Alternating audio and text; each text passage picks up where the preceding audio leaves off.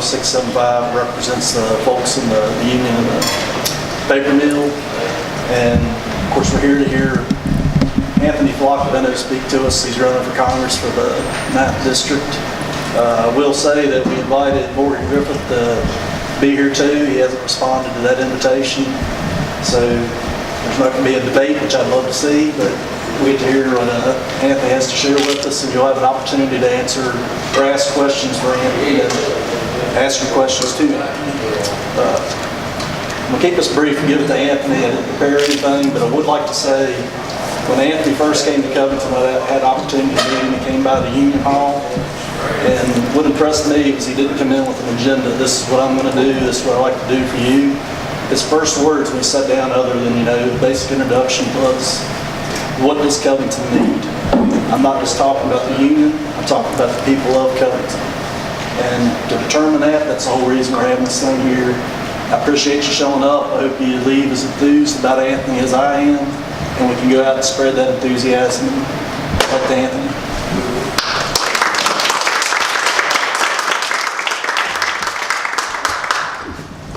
Appreciate y'all coming out. I can use a mic, but can y'all hear me okay? When you run for office, you engage in non-stop self-promotion, so you get pretty good at projecting your voice so people hear what you have to say. But I really am pleased that y'all came out. Thanks to Bob and thanks to the paper workers for being the primary sponsors of the town hall. Tonight is our 85th town hall. We promised to do 100. We're almost there, and they've been amazing. And what Bob just expressed is pretty much what we do at these town halls. I do speak a little bit, so you have an idea of who you're dealing with, what kind of why I'm running, a little bit about my background, and what my priorities are. But I keep it short because the main point of these town halls is to hear from you. So it's really about a 80 to 20 sort of mix of your comments and questions compared to my talking. I do want to mention that we have a staff person here tonight, Meredith Dean. Some of you have met. Meredith is our field director. And Meredith, as you raise questions and comments, will be recording on the newsprint that we put up on the wall. We take all that back to our headquarters in Abingdon, and we've got a running tally of all the different things we've heard, all the issues, all the concerns. So when it gets time for you to talk, it's what are your concerns, what are your priorities that you'd like to see addressed, and also what ideas do you have that you think I ought to know about? Ideas to address local problems or national problems. It's all fair game. So I really appreciate that. Some of you that don't know me, I am a small farmer from outside of Abingdon. We have a little farm, used to be a tobacco farm, and about 20 years ago we shifted it over to raising produce. We've been doing that ever since. And then I have a day job, like most farmers these days. And the day job for really the whole time I've been in Southwest Virginia, which is 33 years, has had something to do with how do we create better economies. I used to refer to it as sustainable development, but now I usually talk about it as bottom-up economic development. How do we create economies that meet people's needs better, that create more widely shared prosperity, so it isn't all just held by a few folks? And how do we do that in a way that also is good for our community and good for our land, good for the environment? That's kind of my day job. I've worked on that for quite a few years in the 9th District, in other parts of the region like West Virginia and Kentucky, and sometimes in faraway places like Pennsylvania and Kansas and Oklahoma and many other spots. I'm running for Congress really for a couple of reasons I'll mention. First of all, I just have come to looking at what's happened with our politics, certainly over the last couple of years, but really for many years. I've come to believe that the rich and powerful already have way too many friends in high places. In the White House, at the Supreme Court, and in Congress. And I think it's simply high time for many more working people to be our representatives. I don't think that's such a crazy idea. Right now, over half of everybody in Congress are millionaires, many of them many times over. Only 4% of our congressional representatives come from the working class, which comes out to about 17 or 18 people out of 435 representatives. Why shouldn't we and why can't we have more working people, more representation, whether they're farmers, nurses, school teachers, factory workers? Why can't we have more working people in Congress? We can, we should. It would change things if we had much more balance in Congress. Again, I've got nothing against wealthy people, but if most of Congress is made up of people who are very well off, it changes the way they view the world, and it changes the kinds of policies that they push for. So that's why I'm running, because I'm a working person. I want to represent working people. I'm also running because I think that this concentration of so many friends of the rich and powerful has led us down some bad ways. When you look at the decisions of the recent decisions of the Supreme Court, they're virtually all increasing the power of the powerful and hurting either the vulnerable or the working class. There was two major decisions on labor, on workers. One was the decision on public sector unions, which essentially opened up the entirety of the country to be a right-to-work country by saying it was perfectly all right that we could allow unions to do their jobs without being able to collect fees. That idea, that free rider problem that we're already seeing in many right-to-work states, now the Supreme Court said that's the law of the land. That's going to make it harder for unions to organize, harder for them to be effective, harder for them to sustain membership.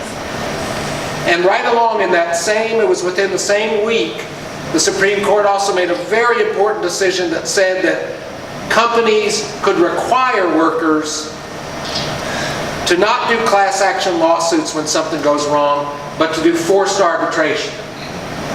Now that may sound obscure or not that significant, but what that basically means is, forced arbitration means if something bad happens to you, whether it's a workplace injury, whether it's sexual harassment, any of a number of things, you can't pursue that through the courts of law. You can now be forced into arbitration. The problem with that is the company wins arbitration 80% or more of the time. So a lot of workers don't even bother to go to arbitration. Now the Supreme Court has said it's perfectly all right that any company can require that as a condition of employment. Those are just two of many decisions that this court has made, and which I believe this White House is also pushing in the same direction, Congress going along with it, that just continues to give more to those that already have so much, more wealth and more power. When you look at the tax bill that was sold as for the working person and the middle class, in fact, returns to most of us, if we're making a kind of a salary that a school teacher or a nurse or a working person would make, maybe we get $1 a day benefit out of that. What are you going to do with the $1 a day? Not much. And at the same time, we know that the CEO of Anthem Blue Cross Blue Shield, which is the main health insurance provider in much of the 9th District, the only one we've got left, that fella got a $430,000 tax break. And some people got much more than that. So again, I have nothing against wealthy people. I know a few.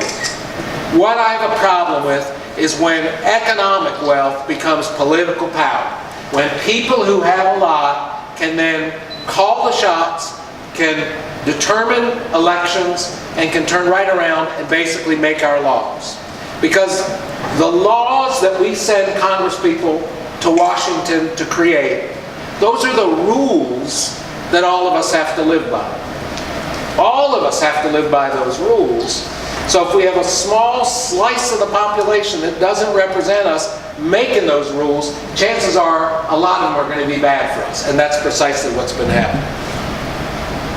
I think we've got some real serious issues to fight. Some of them are local to the 9th District, some of them are statewide, and some of them are national. But I'll tell you the one other thing about why I'm running is because I also know from experience that something much better is possible. I've seen it in terms of everything from creating new markets for tobacco farmers when they were losing their tobacco quotas and opening the door to new crops and new products that I was involved with. I saw it when I was on the picket lines with the United Mine Workers back in '89 and '90 when people thought they had no power and Pittston was going to win that strike. But by mobilizing not only the miners, but literally thousands of people from the community, their neighbors, to be on the picket lines, to march and protest, and they won that fight against Pittston to keep their health care. I know that's possible. We know, continuing that in organized labor, what they did just north and west of us here in West Virginia with that fight from the school teachers there. What an incredible fight that was, and basically a victory for teachers and for organized labor there.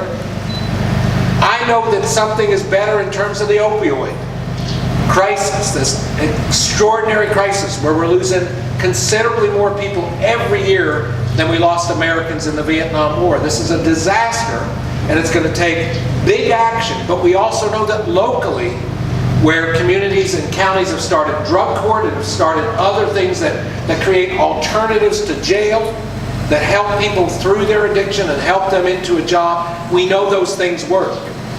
And we know from places as diverse as Norton to Galax to Marion to Clifton Forge that communities that seem to be on their last legs can come back if we put enough effort into it, if we think creatively and we get the investment to try to bring them back.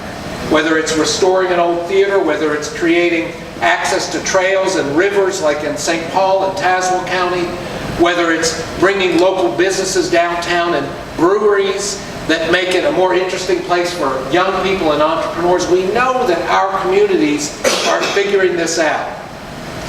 We don't lack for ideas and solutions. Sure, we need probably some more, but we've got a lot of good ideas. We got a lot of things that are making our local economy stronger, are helping farmers with new products and markets, are addressing some of our most serious problems like the opioid addiction. The problem is not that we lack the solutions, it's that most folks don't know about them. The media rarely talks about it. It's out of the public debate, and so it does not get the attention and the investment it needs.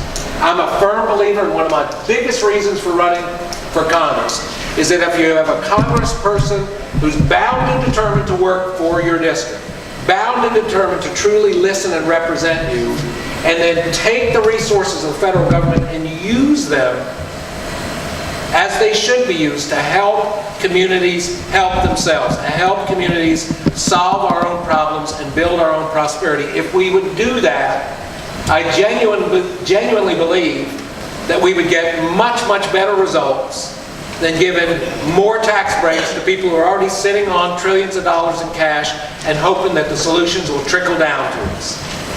They haven't trickled down for 40 years. I've got no reason to believe they're going to trickle down over the next 10 or 20.